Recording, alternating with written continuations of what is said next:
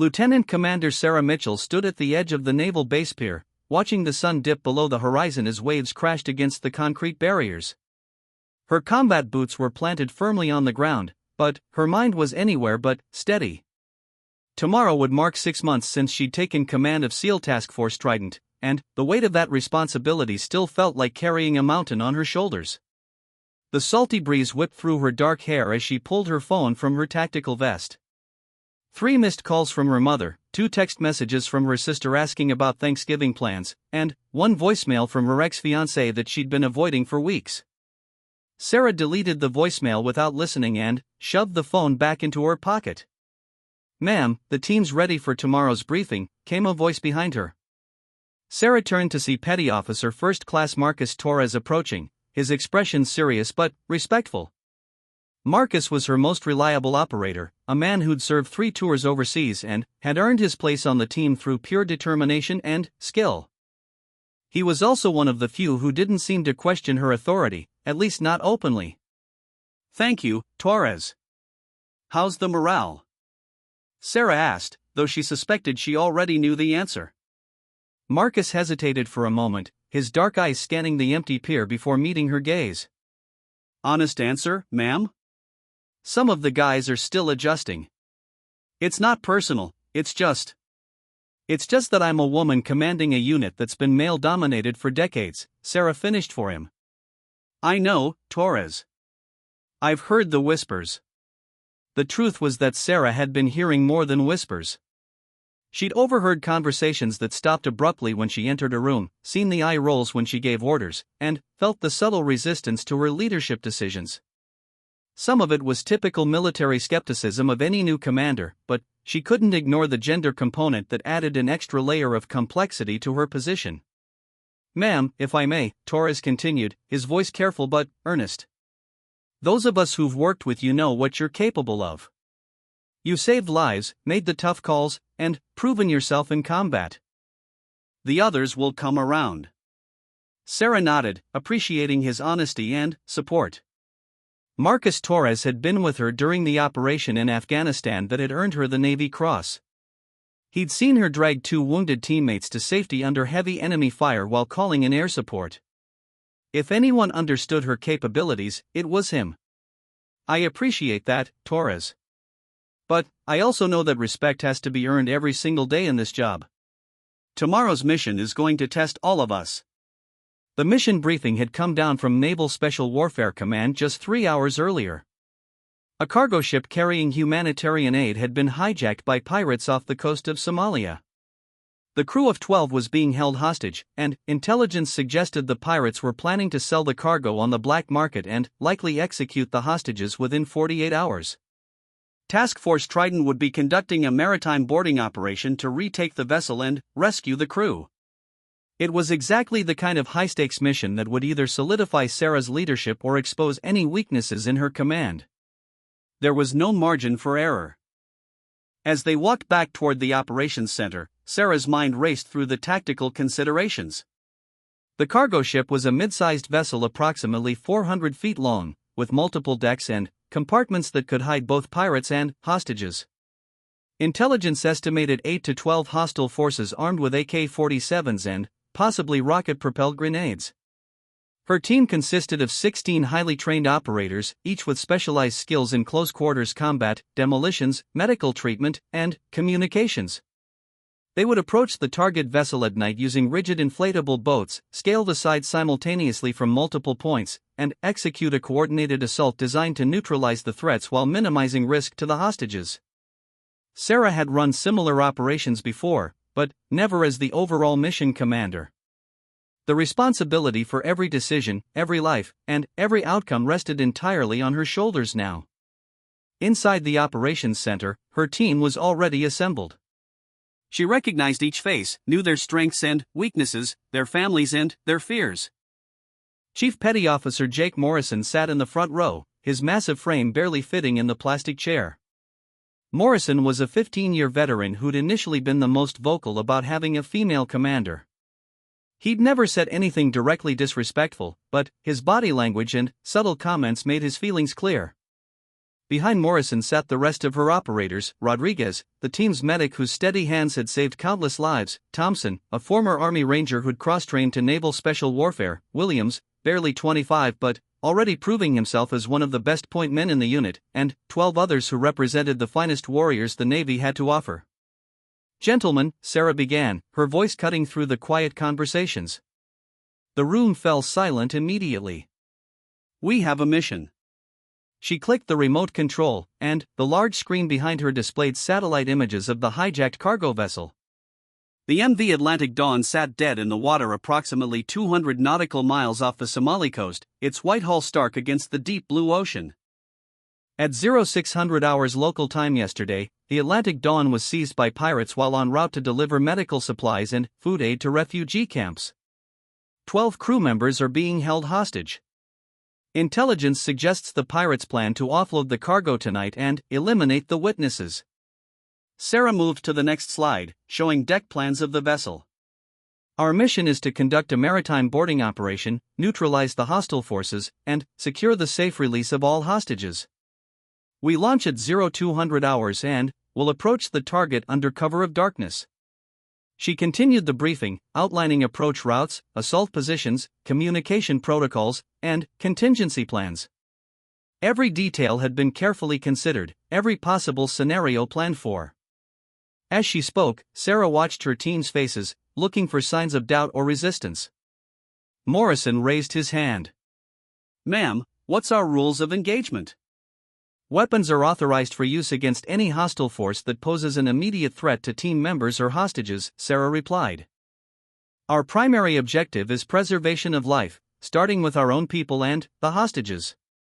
"And if the pirates surrender?" asked Rodriguez. "We secure them and turn them over to the appropriate authorities. This is a rescue mission, not a revenge operation." The questions continued for another 20 minutes, each one probing different aspects of the plan. Sarah answered them all confidently, drawing on her tactical knowledge and experience. Gradually, she could see the team beginning to focus on the mission rather than questioning her authority. After dismissing the briefing, Sarah remained in the operations center to review intelligence reports and coordinate with other units. The USS Boxer, an amphibious assault ship, would provide the launching platform for the mission. Air support would be available from Marine Corps helicopters if needed, and a medical team would be standing by to treat any casualties. As midnight approached, Sarah finally returned to her quarters, a small room with a narrow bunk, a desk, and a locker containing her personal belongings. She sat on the edge of the bed and opened her laptop, typing out what could potentially be her final report as mission commander. The weight of command was something they never fully prepared you for in officer training, Sarah reflected as she wrote. You could study tactics and leadership theory, practice decision-making in simulations, and learn from experienced mentors, but nothing truly prepared you for the moment when real lives hung in the balance based on your choices. She thought about her father, Captain James Mitchell, who had commanded a destroyer during the Persian Gulf War. He'd always told her that leadership wasn't about proving you belonged in the position, it was about doing everything possible to bring your people home safely. The uniform doesn't make you a leader, he'd said during one of their last conversations before his death from cancer 2 years earlier. Your actions do. Sarah closed the laptop and lay back on the narrow bunk, staring at the ceiling. Sleep would be important for tomorrow's mission, but her mind refused to quiet down. She found herself thinking about the path that had led her to this moment. Growing up as the daughter of a Navy officer, military service had always been part of her world. She'd moved between different bases, attended schools where many of her classmates were also military children, and absorbed the culture of duty, honor, and sacrifice that defined military families. But choosing to pursue naval special warfare had been her own decision, made against the advice of family and friends who worried about the physical and psychological demands of the career field. Women had only recently been allowed to attempt SEAL training, and Sarah had been among the first to successfully complete the grueling program.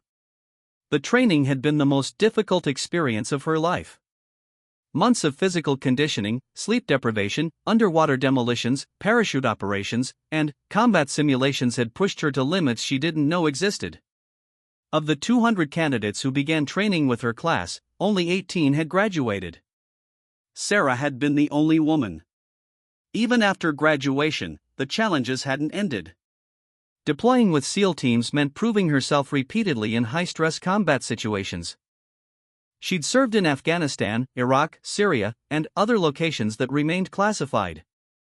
Each deployment had taught her more about leadership, tactics, and the bonds that form between warriors who depend on each other for survival. The mission that had earned her the Navy Cross still haunted her dreams sometimes. Her team had been conducting a raid on a compound suspected of housing a high-value target when they'd been ambushed by a much larger force than intelligence had predicted. In the chaos of the firefight, 2 of her teammates had been wounded and pinned down by enemy fire. Without hesitation, Sarah had exposed herself to hostile fire to reach the wounded operators. She'd applied medical treatment under fire, coordinated their evacuation, and continued fighting until air support could suppress the enemy positions. The mission had been successful, but it had come at a cost that still weighed on her conscience. Leadership in combat was different from leadership in training or garrison environments. When bullets were flying and people were dying, there was no time for doubt or hesitation. Decisions had to be made instantly based on incomplete information, and the consequences of those decisions could follow you for the rest of your life. Sarah rolled over and checked the glowing digits on her alarm clock. 0147 hours. In 15 minutes, she would need to be fully alert and ready to lead her team into one of the most dangerous types of military operations possible.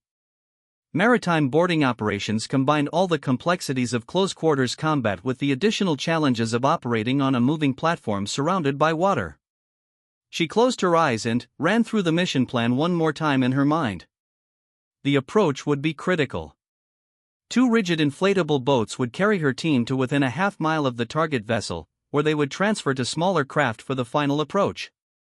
Stealth would be essential to maintain the element of surprise.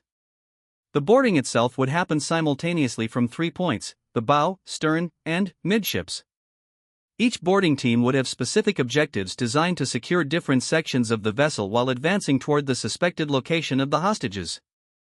Communications would be maintained through encrypted radio systems, with Sarah coordinating the overall operation from the stern boarding team.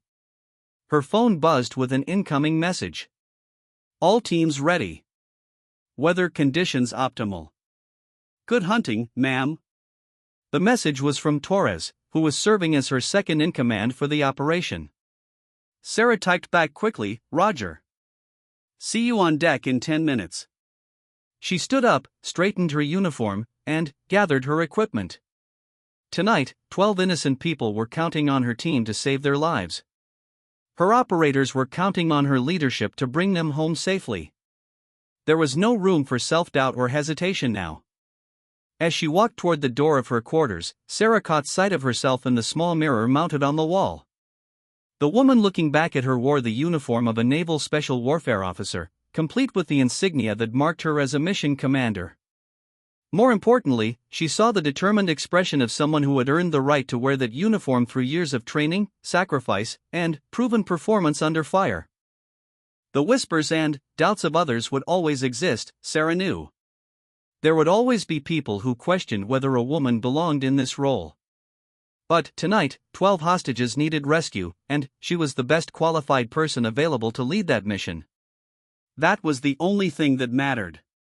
She opened the door and stepped into the corridor, ready to prove once again that leadership wasn't determined by gender, politics, or prejudice.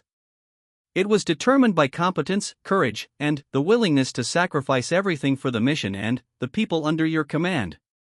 Tonight, Lieutenant Commander Sarah Mitchell would demonstrate all 3 qualities, regardless of what anyone else thought about her right to be there.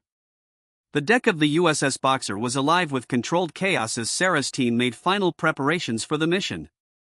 Under the red lights designed to preserve night vision, operators checked their weapons, adjusted their gear, and reviewed their assigned positions one last time. The ship's engines hummed beneath their feet as the massive vessel cut through the dark waters of the Indian Ocean. Sarah stood near the stern where the rigid inflatable boats were secured, watching her team work with the practiced efficiency that came from years of training. Each operator carried approximately 60 pounds of equipment including weapons, ammunition, communications gear, medical supplies, and specialized tools for the boarding operation. Chief Morrison approached, his face painted with black camouflage paint that made his eyes appear to glow in the dim lighting. "Ma'am, boats are fueled and ready. Engines tested, navigation systems online. We're good to go." Despite his earlier reservations about female leadership, Morrison had thrown himself into the mission preparation with characteristic professionalism. Sarah had learned to appreciate his straightforward approach and technical expertise, even if his personal opinions remained unchanged. "Thank you, Chief. What's the latest weather report?" "Winds at 8 knots from the southeast, seas running 2 to 3 feet. Perfect conditions for a night approach." Morrison paused, then added quietly, "Ma'am, I want you to know that regardless of any personal feelings, this team will execute this mission flawlessly." "You have my word on that." Sarah nodded, understanding the significance of his statement. "I know, Chief. I'm counting on every one of you tonight." The ship's communication system crackled to life. "Task Force Trident, this is Boxer Actual. Target vessel bearing 090 degrees, range 12 nautical miles. No change in position or status. Launch when ready." Sarah activated her throat microphone. "Boxer Actual, this is Trident 6. Roger, launching now." The next few minutes were a carefully choreographed ballet of military precision. The two rigid inflatable boats were lowered into the water using the ship's davits while the operators rappelled down fast ropes to board them. Sarah watched as each team member descended smoothly into position, their movements confident despite the darkness and rolling seas. She was the last to descend, dropping onto the stern of the lead boat where Torres waited at the controls. The powerful outboard engines rumbled to life, and, within minutes both boats were racing across the open ocean toward their target, leaving trails of phosphorescent wake behind them. The ride to the target area took 45 minutes, during which Sarah monitored radio communications from other units supporting the operation. A Navy P-8 Poseidon aircraft circled high overhead, using advanced sensors to track any movement on or around the hijacked vessel. Marine Corps helicopters waited on standby, ready to provide fire support or medical evacuation if needed. As they approached the transfer point, Sarah could see the cargo ship in the distance, a dark silhouette against the star-filled sky. No lights were visible on deck, suggesting the pirates were trying to maintain a low profile while they offloaded the stolen cargo. "Trident 6, this is Overwatch," came a voice through Sarah's earpiece. The P-8 aircraft was providing real-time intelligence updates. "We have thermal signatures indicating approximately 10 individuals on the target vessel. 8 appear to be moving cargo on the main deck, 2 are stationed as lookouts on the bridge wing." Sarah acknowledged the information and passed it along to her team leaders. The intelligence matched their estimates, which was encouraging, but she knew that plans rarely survived contact with the enemy unchanged. The transfer to smaller boats occurred smoothly, with 4 operators boarding each of 3 high-speed craft designed for stealth approaches. Sarah took command of the boat approaching from the stern, while Torres led the bow assault team and Morrison commanded the midships group.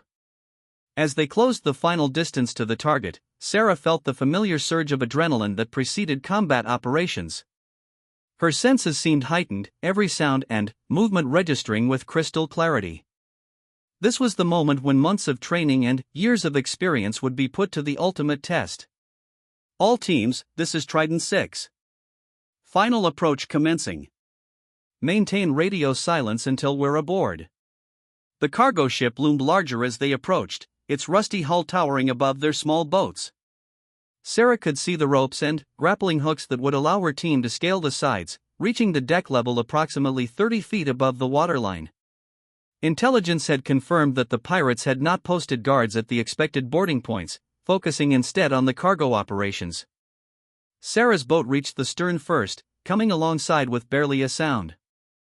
The operator beside her, Petty Officer Williams, stood up and fired a grappling hook launcher with a soft thump that was almost inaudible over the sound of the ship's engines.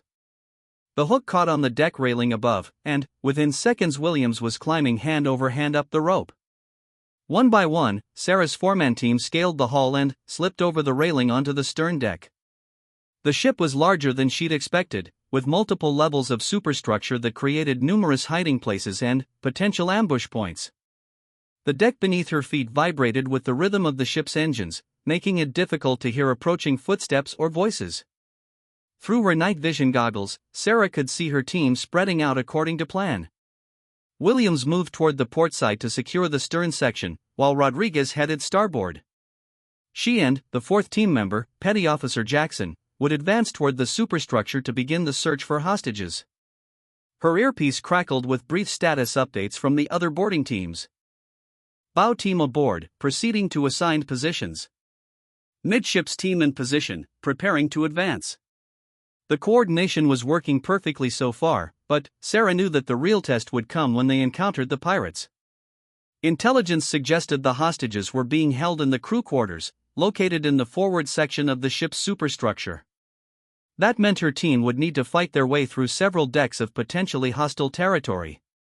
As Sarah and Jackson approached the first hatchway leading into the ship's interior, she could hear voices speaking in what sounded like Somali. The conversation was animated but not alarmed, suggesting that their approach had not yet been detected. Sarah held up her hand to signal Jackson to stop, then crept closer to listen.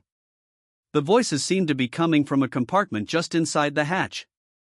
Through a small window, Sarah could see the glow of cigarettes and what appeared to be several men sitting around a table. She counted at least 3 individuals, all armed with assault rifles. Sarah backed away quietly and activated her radio using hand signals to minimize noise. Trident teams, this is 6. I have eyes on 3 hostiles in the stern superstructure. Recommend coordinated advance in 3 minutes. The acknowledgements came back immediately from Torres and Morrison. Sarah checked her watch and began counting down the seconds. At exactly 0247 hours, she would kick in the hatch and begin the assault phase of the operation. As the countdown reached 30 seconds, Sarah heard a commotion from somewhere forward on the ship. Shouting in Somali, followed by the unmistakable sound of someone running across the metal deck.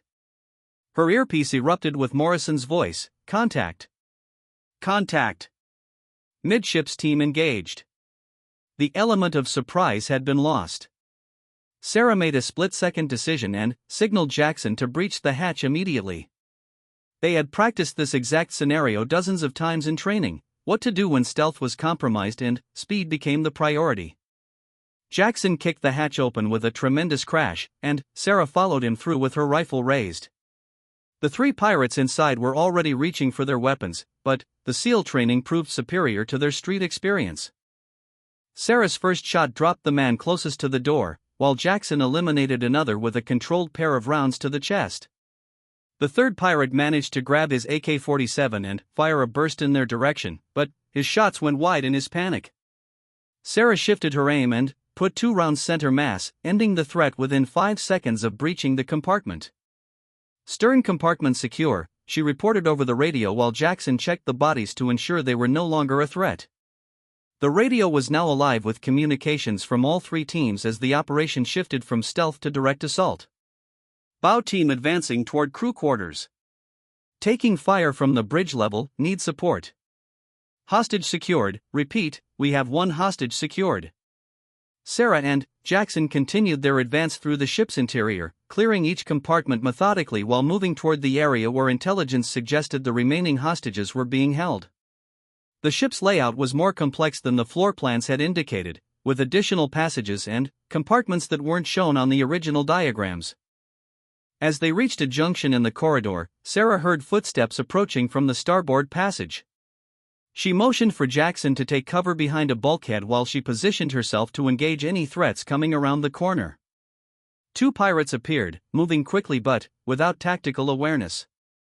They were focused on reaching the deck to join the fight against the other boarding teams, not expecting to encounter SEAL operators already inside the ship. Sarah and Jackson eliminated both threats with precision shooting before they could react. 6. This is Torres. We've got the crew quarters secured and are beginning hostage extraction. Count so far is 8 individuals, all appear to be in good condition. Sarah felt a surge of relief. The primary mission objective was being accomplished, but she knew the operation wasn't over until all team members and rescued hostages were safely off the ship. Roger, continue extraction. Jackson and I are clearing the engine spaces to ensure no remaining threats. The lower decks of the ship were a maze of machinery, pipes, and storage compartments. Each space had to be cleared carefully to prevent pirates from flanking the extraction teams or threatening the hostages. Sarah could hear the ship's engines winding down as someone, probably Morrison's team, secured the engine room. As they worked their way through the mechanical spaces, Jackson suddenly held up his hand and pointed toward a partially open hatch leading to what appeared to be a storage area. Through the gap, Sarah could see movement and hear whispered conversations in Somali. She crept closer and peered through the opening. 3 pirates were huddled inside the storage compartment, armed but appearing more frightened than threatening. One was speaking rapidly into a cell phone, probably trying to contact other pirate groups or coordinate some kind of response. Sarah made another tactical decision. Rather than engaging immediately, she decided to try to take them alive if possible. Prisoners could provide valuable intelligence about other pirate operations, and their surrender would eliminate any remaining threats without additional violence. She positioned Jackson to cover the hatch while she called out in English, "This is the United States Navy. You are surrounded. Put down your weapons and come out with your hands visible." The response was immediate but not what she'd hoped for. Automatic weapons fire erupted from inside the storage compartment, bullets ricocheting off the metal bulkheads around them. Sarah and Jackson were forced to take cover while the pirates continued firing wildly in their direction. "So much for doing this the easy way," Jackson muttered as he prepared a flashbang grenade. Sarah nodded and counted down with her fingers. 3, 2, 1. Jackson tossed the grenade through the hatch opening and both SEALs turned away to protect their vision from the blinding flash and deafening explosion that followed. The moment the grenade detonated, they rushed into the storage compartment with weapons ready. 2 of the pirates were on the ground, disoriented but still alive. The third had been knocked unconscious by the blast. All 3 weapons were secured, and within minutes the last remaining threats on the vessel had been neutralized. All teams, this is Trident 6. Ship is secure, repeat, ship is secure. Begin final sweep and prepare for extraction. The radio responses confirmed what Sarah already knew: the mission had been successful. All 12 hostages had been rescued alive, 10 pirates had been killed or captured, and no SEAL operators had been seriously wounded. It was exactly the kind of outcome that validated months of training and careful planning. As Sarah made her way back to the main deck, she reflected on the events of the last hour. The mission had tested every aspect of her leadership and tactical skills, from the initial planning through the complex execution under combat conditions. Her team had performed flawlessly, adapting to changing circumstances and supporting each other through the most dangerous phases of the operation. More importantly, she had proven to herself and to anyone watching that gender had nothing to do with effective military leadership. When bullets were flying and lives were at stake, the only things that mattered were competence, courage, and the ability to make good decisions under extreme pressure. On deck, she could see the lights of the USS Boxer approaching in the distance. Medical teams would evaluate the rescued hostages, intelligence specialists would interrogate the captured pirates, and her team would begin the process of documenting and analyzing the operation for future missions.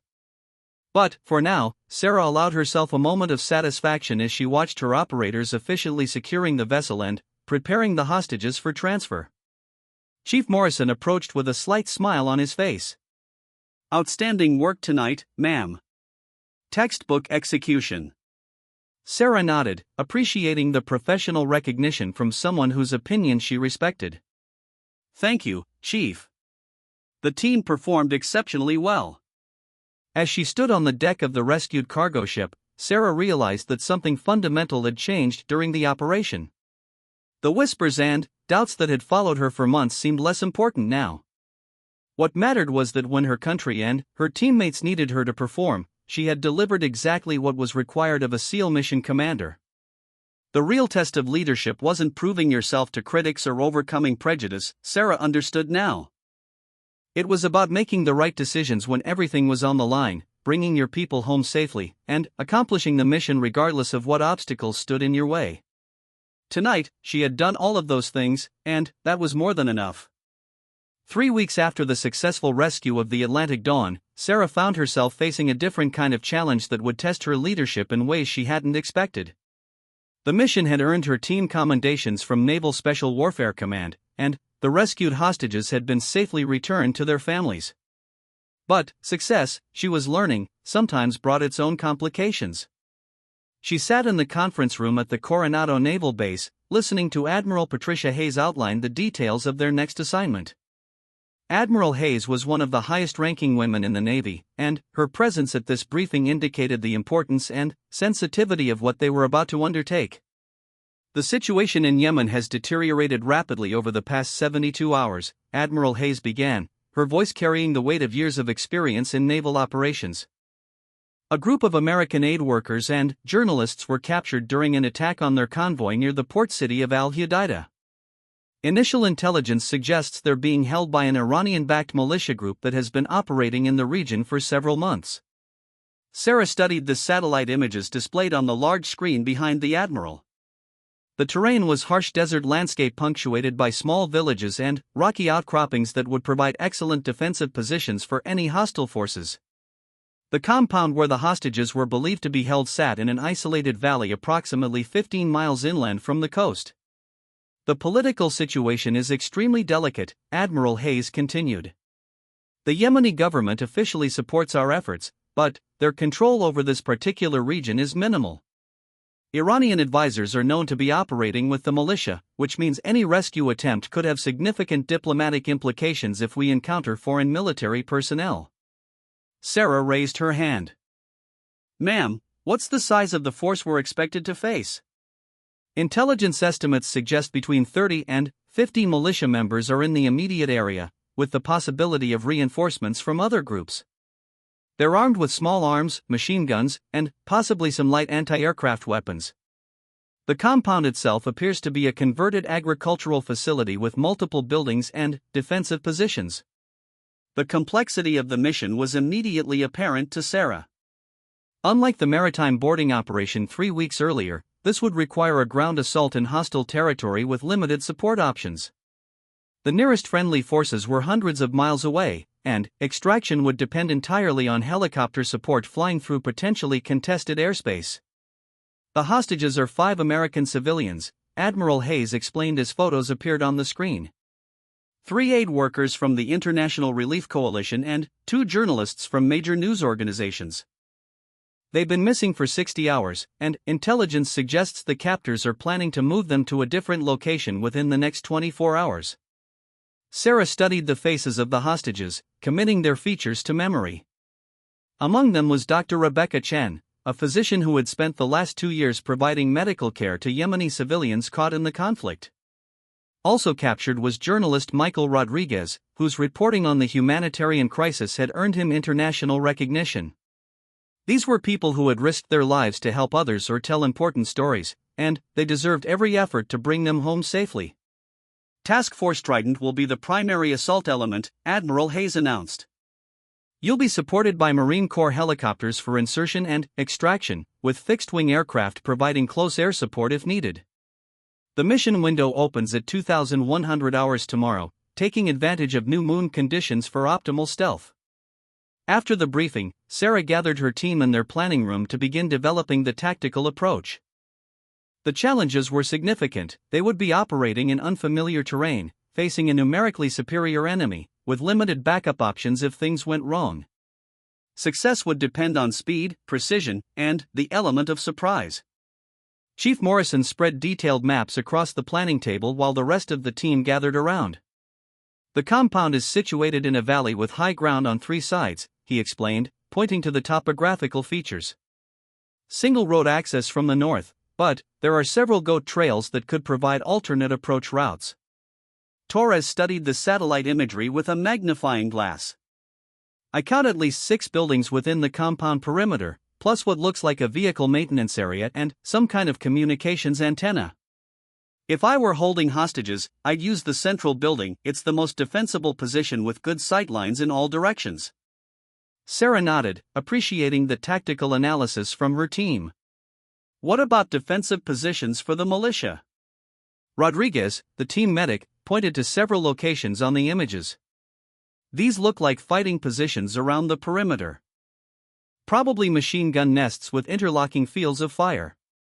They've had time to prepare this site, which means we should expect mines or other obstacles at likely approach routes. The planning session continued for hours as they developed multiple courses of action and contingency plans. The compound's layout suggested that a coordinated assault from multiple directions would be necessary to prevent the defenders from concentrating their fire. Sarah's team would divide into 3 elements. One group would create a diversion at the main entrance while 2 others infiltrated from the flanks to locate and secure the hostages. The biggest risk is civilian casualties, Sarah emphasized as they refined their approach. These hostages are aid workers and journalists, not military personnel. They may not understand tactical commands or know how to react during a firefight.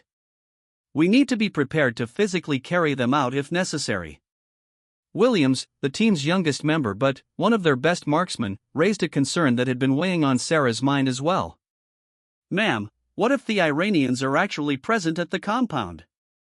Rules of engagement get pretty complicated if we encounter foreign military advisors."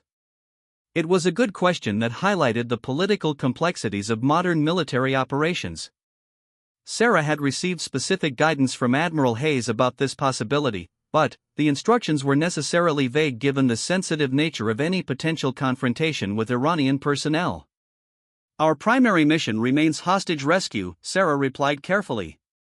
"We engage any force that threatens our team members or the hostages, regardless of their nationality. But we also document everything for post-mission analysis, and we make every effort to avoid unnecessary escalation."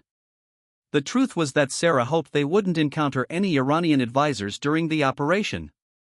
Fighting local militia was one thing, a firefight involving foreign military personnel could have diplomatic consequences far beyond the immediate tactical situation. As evening approached, Sarah dismissed the team to make final preparations while she remained behind to review intelligence updates and coordinate with supporting units. The Marine Corps helicopter crews had flown similar missions in the region and were familiar with the terrain and potential threats. Close air support would be provided by Navy F/A-18 Super Hornets operating from a carrier in the Red Sea. Her secure phone buzzed with an incoming call from Admiral Hayes. "Sarah, I wanted to give you a final intelligence update before tomorrow's mission. We've received intercepts suggesting that the militia is planning to move the hostages at dawn. That changes your timeline significantly." Sarah felt her stomach tighten. "Ma'am, are you recommending we move up the mission launch?" "I'm leaving that decision to you as the on-scene commander. You know your team's capabilities and the tactical situation better than anyone else. But I want you to understand that waiting until tomorrow night might mean the hostages are no longer at this location." The decision was exactly the kind of command responsibility that Sarah had been preparing for her entire career. Launching the mission early would mean operating during daylight hours when her team would be more vulnerable to detection and enemy fire. But waiting might mean losing track of the hostages entirely. "Admiral, I need 30 minutes to consult with my team and review our options." "Understood. Call me back with your decision." Sarah immediately contacted her team leaders and called an emergency planning session. Within 20 minutes, Morrison, Torres, and Rodriguez were back in the planning room, studying the mission details with fresh urgency. "The situation has changed," Sarah announced, explaining the new intelligence about the planned hostage movement. "We need to decide whether to execute tonight or risk losing them." Morrison was the first to respond. "Ma'am, daylight operations significantly increase our risk exposure. But if we wait and they move the hostages, we might never find them again." Torres nodded agreement. "The helicopter crews can handle daylight insertion if we modify our approach routes. And, actually, daytime might give us better visibility for target identification once we're inside the compound." Rodriguez looked concerned but pragmatic. "Medical support will be the same regardless of when we go. If anything, daylight evacuation might be easier for the helicopter crews if we have wounded personnel to extract." Sarah weighed the factors carefully. Her team was trained and equipped for both day and night operations, though they had originally planned to take advantage of darkness for concealment. The militia would be less alert during daylight hours if they weren't expecting an immediate rescue attempt. Most importantly, the hostages' lives were at stake, and every hour of delay increased their danger. "We're going tonight," Sarah decided. "Lunchtime is 1800 hours, which puts us over the target just before sunset. That gives us enough light for the assault but approaching darkness for the extraction." Her team leaders exchanged glances but nodded acceptance of the decision. They had trained extensively for exactly this kind of last-minute mission modification, and Sarah's confidence in their abilities was absolute. The next few hours were a blur of activity as equipment was rechecked, flight plans were modified, and coordination was established with all supporting units. Sarah found herself thinking about the hostages as her team made final preparations. Dr. Chen had probably joined the aid organization to help people, never expecting to become a hostage in a foreign civil war. The journalists had come to tell the story of Yemen's humanitarian crisis, not to become part of it themselves. At 1730 hours, Sarah's team boarded the Marine Corps CH-53 helicopters that would carry them to the target area.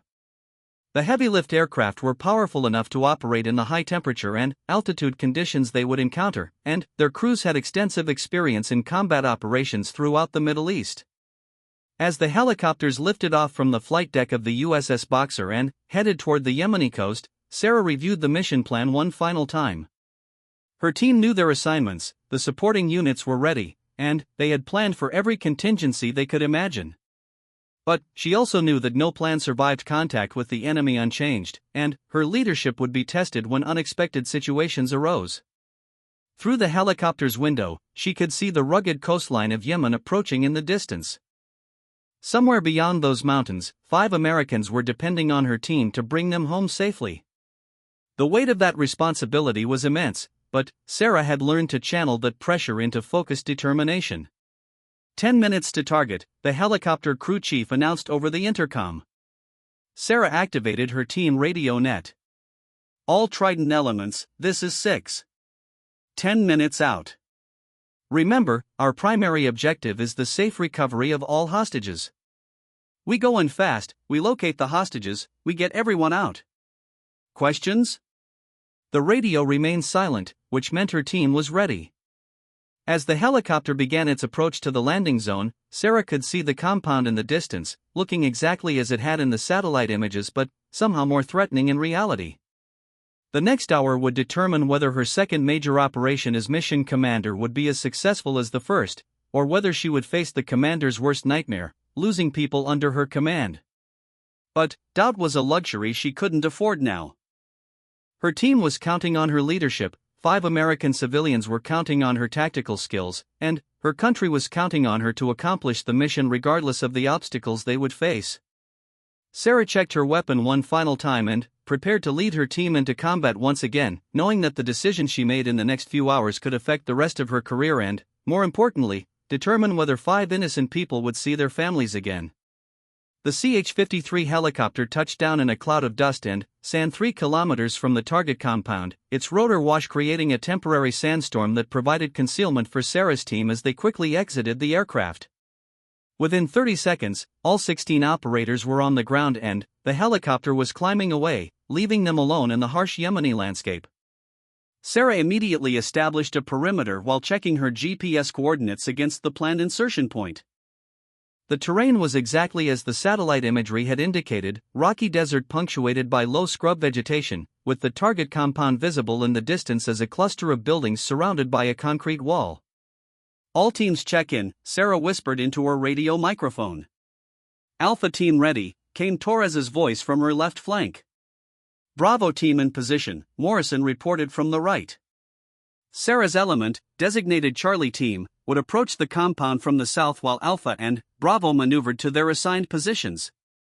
The plan called for a coordinated assault beginning at exactly 1845 hours, giving each team 15 minutes to reach their attack positions. As they began moving across the open ground toward the compound, Sarah felt the familiar heightening of her senses that accompanied combat operations. Every shadow could conceal a sentry, every sound might indicate that their approach had been detected. The late afternoon sun was brutal, and she could feel sweat beginning to soak through her uniform despite the cooling systems in her body armor. Through her binoculars, Sarah studied the compound's defensive positions. Intelligence had been accurate about the layout, but she could see additional details that hadn't been visible in the satellite images. Armed guards were posted at two corners of the perimeter wall, and what appeared to be a machine gun position was situated on the roof of the central building. Trident 6, this is Overwatch. The voice belonged to the pilot of a Navy P-8 aircraft circling high above the target area. We're observing normal activity patterns at the compound. Count 12 individuals visible on thermal imaging, with possible additional personnel inside buildings. Sarah acknowledged the information and continued her approach. The numbers were within the expected range, but she knew that some of the thermal signatures could be hostages rather than militia members. Identifying friend from foe would be critical once they breached the compound. At 1840 hours, all three teams reported they were in position. Sarah could see Torres's Alpha team concealed among rocks approximately 50 meters from the compound's north wall, while Morrison's Bravo team had taken cover behind a small building that appeared to be a disused well house. All teams, this is Trident 6. Execute, execute, execute. The assault began simultaneously from three directions. Morrison's team initiated the diversion by engaging the guard positions with precise rifle fire, immediately drawing attention to the north side of the compound. As the defenders began responding to this threat, Sarah and Torres led their teams toward the south and east walls. Sarah reached the perimeter wall just as the defenders opened fire on Morrison's position. The sound of automatic weapons was deafening in the enclosed valley, and she could hear shouted commands in Arabic as the militia attempted to coordinate their defense. Using a small explosive charge, Sarah's demolitions expert breached a section of the concrete wall, creating an opening large enough for the team to enter. As they rushed through the gap, Sarah could see muzzle flashes from multiple positions within the compound as the defenders tried to engage targets in three different directions. Charlie team is inside the perimeter, Sarah reported as her team spread out to clear the first building, which appeared to be a vehicle maintenance garage. The structure was empty except for two disabled trucks, but it provided concealment as they prepared to advance toward the central building where intelligence suggested the hostages were being held. Alpha team moving to secondary positions, Torres reported. His team was advancing along the eastern wall, using a series of small outbuildings as cover while engaging militia positions on the compound's roof. The firefight intensified as Morrison's diversion drew more defenders away from Sarah's approach route. She could hear the distinctive sound of an RPG launcher firing, followed by an explosion somewhere near the north wall. Her earpiece crackled with Morrison's voice, RPG position neutralized. Advancing toward main building. Sarah's team reached the central structure just as a militiaman appeared around the corner, carrying an AK-47 and looking frantically in all directions. Williams, her point man, eliminated the threat with two precise shots before the enemy fighter could raise his weapon. Breach the main entrance, Sarah ordered, pointing toward a heavy wooden door reinforced with metal bars. The explosive breach filled the interior of the building with smoke and debris, but Sarah's team was through the opening within seconds. The first room appeared to be a communal area with sleeping mats and personal belongings scattered around the floor. Voices could be heard from deeper within the building, some speaking Arabic and others calling out in English. Help us! We're Americans! The voice was clearly female and came from somewhere toward the rear of the building. Sarah motioned for her team to advance carefully through the interior corridors while maintaining security against potential ambush positions. The building's layout was more complex than the floor plans had indicated, with multiple rooms and corridors that could conceal defenders or provide hiding places for hostages. Contact front! Williams shouted as automatic weapons fire erupted from a doorway ahead of them. Sarah's team immediately took cover while Williams and another operator engaged the threat with precise return fire. The sound of gunfire inside the building was overwhelming, but Sarah could still hear the American voices calling for help from somewhere nearby. Rodriguez, Williams, clear that room, Sarah commanded, pointing toward the source of enemy fire. Jackson and I will advance toward the hostages. The next few minutes were a blur of close-quarters combat as Sarah's team systematically cleared each room while advancing through the building. The militia members they encountered were fighting desperately but without tactical coordination, making them dangerous but predictable opponents. Sarah kicked open a door at the end of the corridor and found herself looking at 5 Americans bound and seated on the floor of what appeared to be a storage room. Dr. Rebecca Chen looked up with a mixture of relief and terror as Sarah entered with her weapon raised.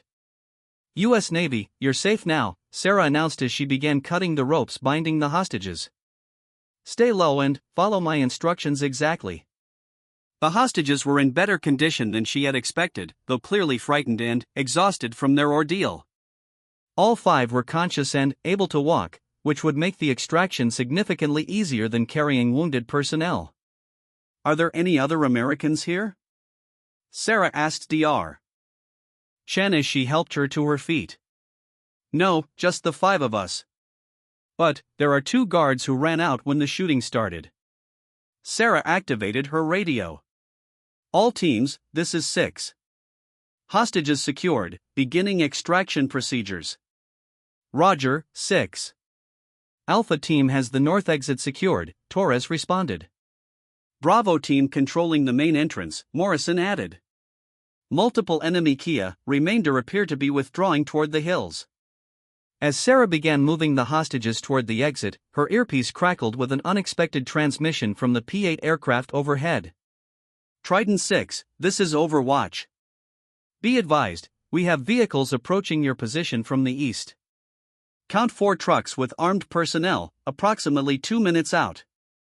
The tactical situation had just become significantly more complex. Sarah's team had successfully rescued the hostages, but they now faced the prospect of a running firefight while protecting 5 civilians who had no combat training or protective equipment. All teams, we have reinforcements approaching from the east. Expedite extraction procedures, Sarah commanded as she led the hostages through the compound toward the planned extraction point. The helicopter landing zone was approximately 500 meters from the compound, across open ground that would provide little concealment if they came under fire from the approaching vehicles. Sarah made a rapid assessment of their options and decided on a course of action that would maximize their chances of getting everyone out alive. Morrison, take your team and establish a blocking position between us and those approaching vehicles. Torres, your team provides overwatch for the hostage movement. My team will escort the civilians to the LZ. The extraction became a carefully choreographed movement across hostile terrain while under the threat of renewed enemy contact. Sarah's team formed a protective formation around the 5 hostages, with operators positioned to provide covering fire if they encountered resistance. As they reached the halfway point to the landing zone, Sarah could hear the sound of vehicles approaching rapidly from the east. Morrison's voice came through her earpiece, contact east. Multiple vehicles with mounted weapons. Engaging now. The distinctive sound of .50 caliber machine gun fire filled the air as Morrison's team engaged the militia reinforcements. Sarah could see muzzle flashes from the vehicle-mounted weapons as they returned fire, but Morrison's position provided good cover and fields of fire that favored the SEAL team. Keep moving, Sarah shouted to the hostages as they reached the final approach to the landing zone. In the distance, she could see the CH-53 helicopter approaching fast and low, its pilots having monitored the tactical situation and adjusted their timing accordingly. Dr. Chen stumbled and fell as they crossed a rocky section of terrain, but Sarah immediately helped her to her feet without breaking stride. The journalist, Rodriguez, was breathing heavily but keeping pace with the group. All 5 hostages were showing tremendous courage under circumstances that would terrify most people. The helicopter touched down in a cloud of dust just as Sarah's team reached the landing zone perimeter. The crew chief was already positioned to help load the rescued civilians while the door gunners provided overwatch with mounted machine guns. Go, go, go, Sarah shouted as she pushed the hostages toward the aircraft. One by one, they were lifted aboard by the helicopter crew while her team maintained security around the landing zone. Torres and his team arrived at the LZ just as the last hostage was loaded aboard. Morrison's team was still engaged with the militia reinforcements but reported they could break contact and withdraw to the extraction point within 2 minutes. Trident 6, this is Overwatch. Additional vehicles approaching from multiple directions. Recommend immediate extraction. Sarah made the final command decision of the operation. All teams, collapse on the LZ now. Emergency extraction procedures in effect. Morrison's team began a fighting withdrawal toward the helicopter, using covering fire and tactical movement to break contact with the pursuing militia forces. Sarah could see muzzle flashes from multiple directions as more militia units converged on their position, but the helicopter's door gunners were providing effective suppressive fire.